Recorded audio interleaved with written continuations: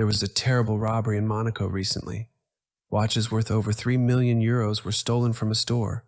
This is the CCTV video that I would like to comment on and hear your comments on what you think about it. First, I would like to draw your attention to the fact that this person has most likely been in this store before. The next thing that struck me as strange was that when the robber pulled out a gun, the girl didn't even move, although the reaction of an ordinary person would be to recoil at the sight of a weapon. For some reason, the saleswoman takes the keys from her desk and leaves them on the edge of another table near the robber.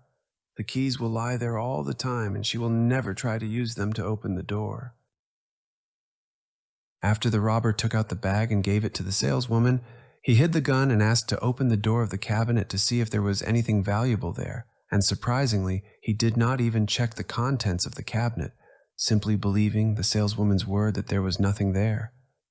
If I were in the robber's place, I would definitely take at least a couple of boxes in my hands to make sure that there really was nothing valuable there. Then he goes to where the chair is and takes the red box. You can see in the reflection that this box was lying somewhere below, and it seems that he knew about it in advance. He also does not open any of the cabinets that were in front of him. He probably also knows that there is nothing in them.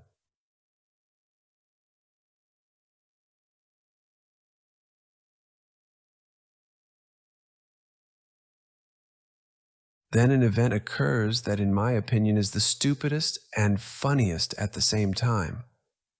The robber puts his bag, in which there is a gun, on the bottom of a large bag in which he begins to put his watch, and he puts it down with the side where the gun is. It turns out that the weapon is now covered by the bag and subsequently by the watch. The saleswoman begins to put the watch in the bag, and in the meantime the robber splashes an incomprehensible liquid, probably to hide his tracks. Here the saleswoman and the robber are talking about something. Unfortunately, we cannot hear their conversation. Perhaps he is telling her to help him and he will not harm her. Note that when a customer approached the store to look at the goods, the robber carefully looked out from behind the frosted glass and then decided to sit down so that he could not be seen. After that, the robber probably wanted to get a better look at what this random customer was doing there and approached the door, but immediately turned away when he saw that the customer was passing by him. All this time he walks with his hands behind his back. It can be assumed that he may be a former prisoner who has retained the habit of folding his hands like this since his time in prison. The phone rings in the store, and the robber for some reason lets the saleswoman talk on the phone. Why couldn't he just ignore the call? Why does he hand the phone to the saleswoman as if she is unable to pick it up from the table herself? Or maybe they are in a relationship where he does the same in their normal real life. And that's why I drew our attention to the buyer that this robber was afraid of.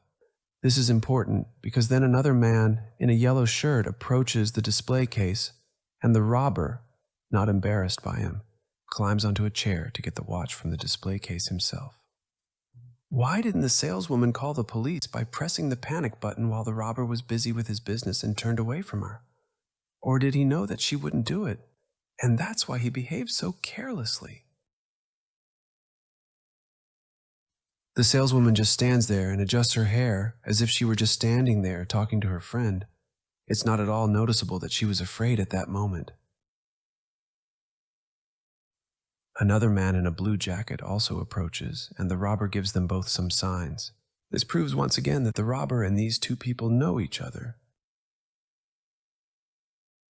Now I would like to share my thoughts about what I saw. Despite the fact that the saleswoman has been working there for quite a long time, I have suspicions that she is involved in this robbery. I have no concrete evidence against her. For now, the robbery was planned in advance. The script was thought out, but the actors were not the best. They should have been clowns in a circus. For the entire 7 minutes that the robbery lasted, the saleswoman did not use a single opportunity to somehow prevent the robbery, or at least try to notify the police about it, although she had such opportunities.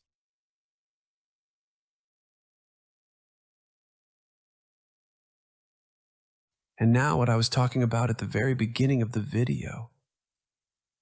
Notice how quickly the keys could have opened the door. I think even if she had held them in her hands, no one would have paid attention to it, not to mention that she shouldn't have put them on the table next to the robber. Of course, after the robber left, she started calling the police, but she should have done that earlier. As the saying goes, if you put your mind to it, you can accomplish anything. 15 seconds after the robber left the door, the saleswoman also left and went in the same direction as him. The question arises why she did not immediately run out after him and start screaming, calling for help. He was not armed. He just left. Instead, she took the phone and lost precious time. And now I want to ask you, the viewers, a question. Does this whole performance seem like a cheap production to you? Watching the video over and over again, I couldn't shake the thought that these two actors were playing their roles, but not very convincingly in my opinion. And I have another question. Why didn't the robber do anything with the surveillance camera? It seems like he wanted to leave an alibi for the saleswoman that she was supposedly innocent and was simply following the robber's orders. Do you think that I'm asking stupid questions? Or am I right and something is wrong here? I would like you to look carefully at the faces of the robbers again. Maybe you will recognize any of them. If you recognize anyone or you have any idea who it might be, please report this information to the police. I hope the criminals will be caught and punished to the fullest extent of the law.